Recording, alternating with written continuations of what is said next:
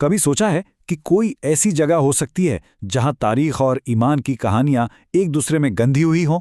ایک ایسی سرزمین جہاں ہر قدم پر ایک نیا راز، ایک نئی داستان منتظر ہو؟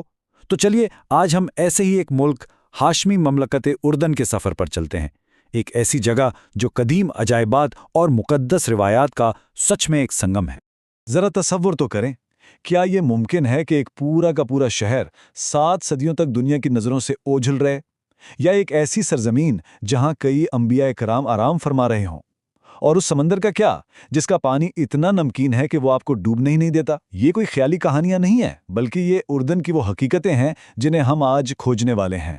تو آخر اردن میں ایسا کیا خاص ہے؟ دیکھیے، یہاں دنیا کے 7 عجائبات میں سے ایک یعنی پیٹرا موجود ہے۔ قرآن پاک میں جس اصحاب کہف کا ذکر ہے، ان کی غار بھی یہی ہیں۔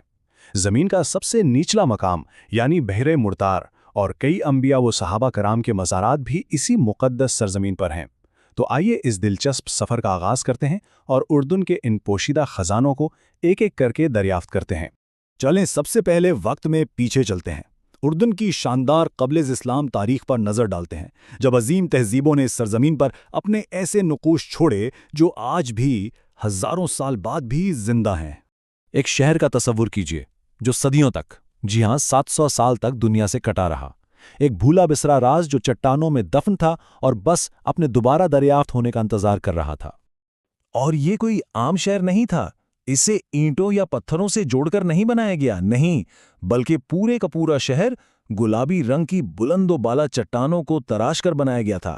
فن تعمیر کا ایک ایسا شاہکار جو آج بھی دیکھنے والوں کو حیران کر دیتا ہے۔ پیٹرا کی تاریخ بھی اتنی ہی دلچسپ ہے جتنی اس کی عمارتیں۔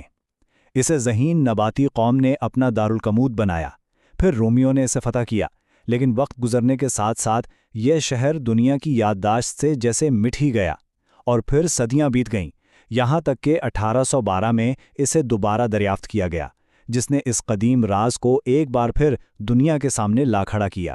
اچھا، پیٹرا کے شہر سے نکل کر جب ہم جدید دارالحکومت عمان کو دیکھتے ہیں تو یہاں بھی قدیم رومی سلطنت کی چھاپ صاف نظر آتی ہے۔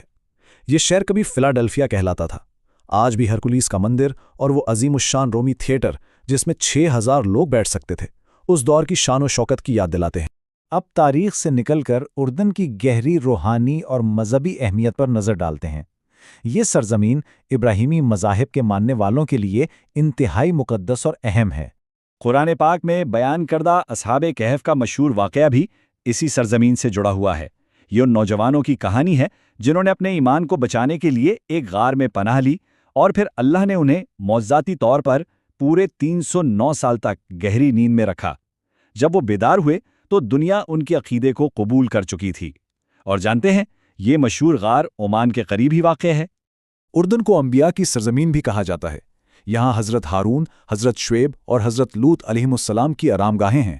اس کے علاوہ جنگ موتا میں شہید ہونے والے 3 عظیم صحابہ کرام حضرت زید بن حارثہ، حضرت جعفر بن ابی طالب اور حضرت عبداللہ بن رواحہ رضی اللہ عنہم کے مزارات بھی اسی مقدس سرزمین کا حصہ ہیں جو دنیا بھر سے لوگوں کے لیے زیارت کا مرکز ہیں۔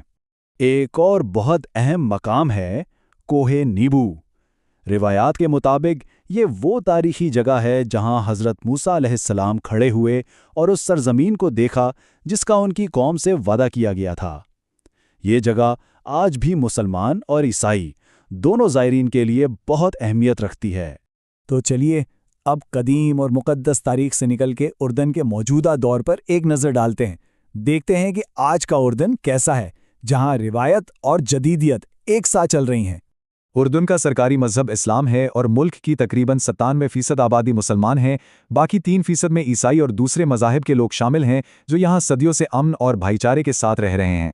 اچھا، اب ایک بہت ہی حیران کن بات، اردن صرف تاریخی طور پر ہی امیر نہیں ہے بلکہ معاشی طور پر بھی کافی مستحکم ہے۔ آپ کو یہ جان کر شاید حیرت ہو کہ اردنی دینار دنیا کی 4تھی سب سے مضبوط کرنسی ہے۔ یہ معاشی استحکام کی ایک ایسی علامت ہے جو اس ملک کی ایک الگ ہی تصویر پیش کرتی ہے۔ اکثر لوگ مشرق وسطیٰ کے حالات کی وجہ سے اردن کو غیر محفوظ سمجھتے ہیں، لیکن حقیقت اس کے بالکل الٹ ہے۔ یہ ایک بہت پرامن ملک ہے جہاں ہر سال 65 لاکھ سے زیادہ سیاح آتے ہیں۔ ہاں، کسی بھی سیاحتی مقام کی طرح یہاں بھی چھوٹے موٹے فراڈ سے بچنے کے لیے محتاط رہنا ایک اچھا مشورہ ہے۔ اردن کی علاقائی اہمیت کی ایک بہت بڑی وجہ اس کے شاہی خاندان کا تاریخی کردار بھی ہے۔ 1924 سے ہاشمی خاندان یروشلم میں مسجد اقصی سمیت دوسرے اسلامی اور مسیحی مقدس مقامات کی دیکھ بھال کی ذمہ داری ادا کر رہا ہے، جس کی وجہ سے اس سلطنت کو پورے خطے میں ایک خاص مقام حاصل ہے۔ آخر میں آئیے اردن کی ثقافت کے سب سے مزیدار اور خوشگوار پہلو کی طرف چلتے ہیں، یعنی یہاں کے لوگوں کی مشہور مہمان نوازی اور ان کے لذیذ کھانوں کی طرف۔ اردن میں مہمان نوازی صرف ایک روایت نہیں ہے، بلکہ یہ ان کی ثقافت کا فخر ہے۔ یہاں مہمان کو اللہ کی رحمت سمجھا جاتا ہے اور اس کی خدمت کو ایک اعزاز کی طرح نبھایا جاتا ہے۔ اگر اردن کی ثقافت کو چکھنا ہے نا، تو منصب سے بہتر کچھ بھی نہیں۔ یہ ملک کا قومی پکوان ہے۔ دہی کی ایک خاص چٹنی میں پکا ہوا نرم گوشت اور چاول، یہ ہر تقریب اور مہمان نوازی کی جان ہے۔ اور ہاں، عمان کی گلیوں میں گھومتے ہوئے فلافل کے گرم گرم کرارے کباب، خوشبودار شورما اور میٹھے میں پنیر اور شیرے سے بھرا ہوا کنافہ، یہ ذائقے تو لازمی آزمانے والے ہیں۔ یہی تو اردنی زندگی کا اصل تجربہ ہے۔ تو اردن کا یہ سارا سفر ہمیں ایک سوال پر لا کر چھوڑتا ہے، کسی بھی ملک کی اصل پہچان، اس کی روح کہاں بستی ہے؟ اس کے ہزاروں سال پرانے کھنڈرات میں، اس کی مقدس روایات میں، یا پھر اس کی مہمان نوازی اور ساتھ مل کر کھائے گئے ایک کھانے کے ذائقے میں؟